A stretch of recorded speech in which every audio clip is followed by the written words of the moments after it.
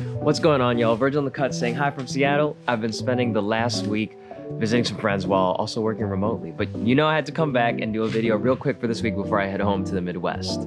So last week we talked about the doubt and anxiety that often comes with making major career decisions, whether that's sticking to a single path or moving around a bit to explore other opportunities.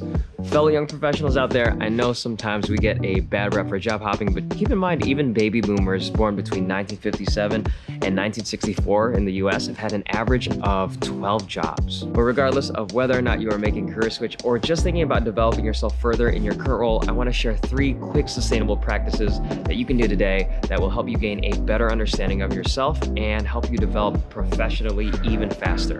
All of these tips are simple to implement and can provide you with a little insight on where you want to take your career moving forward. So as you watch this video, let me know below if there's a tip that sticks with you most or if you have any advice of your own that you'd like to add. But here we go. Let's jump into the cut with this one. Quick sustainable tip number 1, make a highlight reel and a low light reel for work. So this tip takes about 30 seconds to start. All you have to do is open your email and create 2 folders, one titled highlights and one titled lowlights. You can also do this in a journal or keep a list elsewhere, but I actually think the email folders are super convenient if you are working in a role that involves a lot of email communication. If you do decide to keep a written list, I recommend setting a regular calendar reminder for yourself to reflect on the past week or month so you can build this as a habit in your own development. Every time you complete projects or tasks that really energize you, or every time you get an email where you're receiving praise or congratulations from others at work, drop it in the highlight folder. The lowlights, as you can probably guess, are for experiences that you had a strong negative reaction to, maybe projects at work that don't excite you. This has a few benefits using these highlights and lowlights in boxes. Over time, you'll start seeing patterns of what kind of work drives you, what doesn't, what interests you, what doesn't, and in what settings. Maybe you enjoy work where you're working with a large group of people, or maybe you prefer ones that you're just working with a fewer number of people, or even working alone. Maybe you find that you enjoy working with particular topics over others. This will also give you a window into how your work has changed or evolved over time, or if it's remained the same. Another benefit of a highlight reel is that you have a quick reference to see times when you went above and beyond, or times when you were acknowledged for the quality of your work. In the low light reel, you'll have examples of times where you wish you could have done things differently, or where you learned painful but important lessons. This can be a convenient source of examples to reflect on and recall in the case that you end up interviewing for another job, make a case for that promotion, or just if you're looking back for your own self-improvement. Quick sustainable tip number 2, proactively ask for feedback and advice. So imagine you are in a new city for the first time. When we visit unfamiliar destinations, we're in exploration mode and we're busy taking everything in. The more time you spend familiarizing yourself with an area, you start finding the most efficient ways to get around and maybe even develop a list of your own favorite sites to see and places to eat, to the point where you can make recommendations to your friends and others who visit in the future. Of course, hearing recommendations from people you trust who have visited that city before you visit can save you a lot of time and energy as well. The interesting thing is our professional development is very similar to that, especially if you're just starting a job. Telling others that you are actively open to feedback can help you grow. Ask for the recommendations. By asking for advice and feedback, you can discover more efficient ways to accomplish projects or to hear about the best resources to benefit from so that you are working smart and not just hard. This does take some vulnerability, since it does mean asking someone to be honest about what you're doing well and what you can work on. But asking someone to share their perspective can help you identify key strengths and key areas to grow, along with tips on how to improve in those areas of growth. If you don't ask for feedback, you often won't get the opportunity to hear critical advice that can help you on your development journey, especially early on in your career.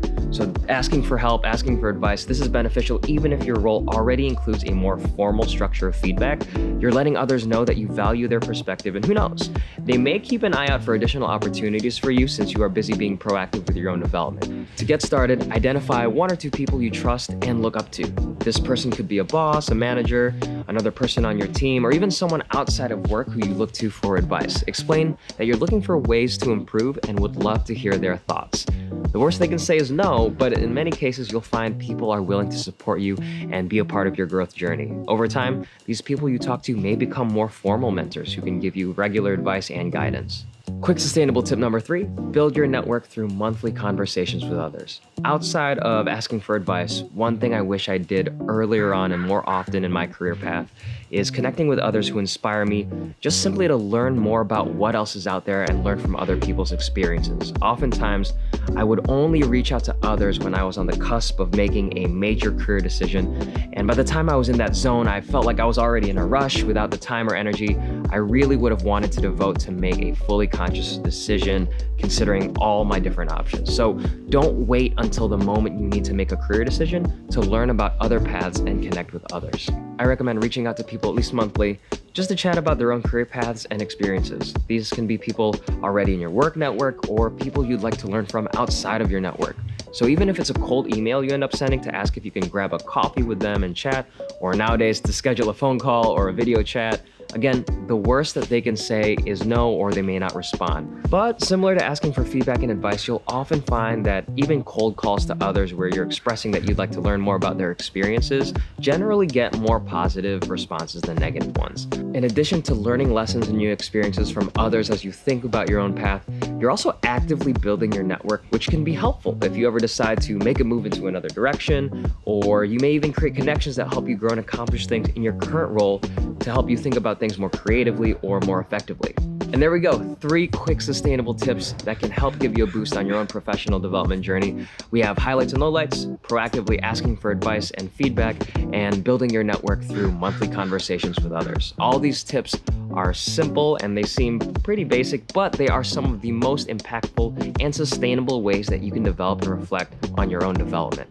I wish I had done these things earlier on and more often in my own career, and I hope these tips will help you regardless of where you are in your career journey. So again, if you did find a particular tip helpful for you, let me know which one resonates with you the most below, or share your own advice to others in the comments. Until then, stay intentional, enjoy the journey, and I'll see you in the next cut.